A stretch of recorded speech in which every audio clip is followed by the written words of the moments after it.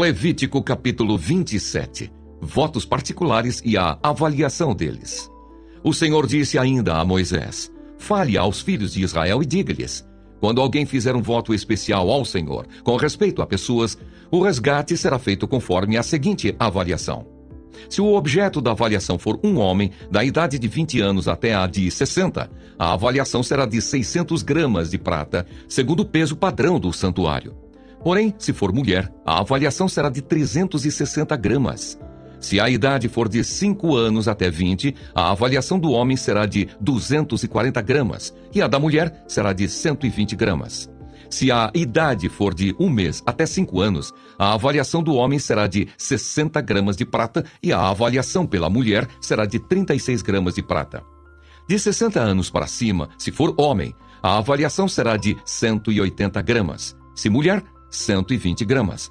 Mas, se for pobre e não puder pagar o previsto, então se apresentará ao sacerdote para que este faça a avaliação. O sacerdote avaliará segundo o que permitem as posses de quem fez o voto. Se o que foi prometido for animal dos que se oferecem ao Senhor, tudo o que desse animal se der ao Senhor será santo. Não se poderá substituir ou trocar um animal bom por um ruim, ou um ruim por um bom. Porém, se de algum modo se trocar animal por animal, tanto um como o outro serão santos. Se for animal impuro dos que não podem ser oferecidos ao Senhor, então apresentará o animal diante do sacerdote. O sacerdote o avaliará, seja bom ou mau. Segundo a avaliação do sacerdote, assim será. Porém, se de algum modo o resgatar, então acrescentará a quinta parte ao que foi avaliado.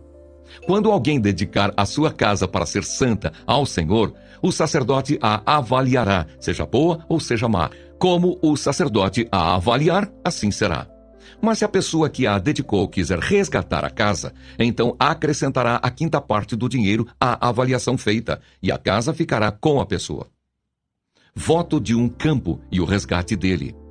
Se alguém dedicar ao Senhor parte do campo da sua herança, então a avaliação será segundo a semente necessária para o semear. 100 quilos de cevada será avaliado por 600 gramas de prata. Se dedicar o seu campo desde o ano do jubileu, a avaliação será pelo valor integral.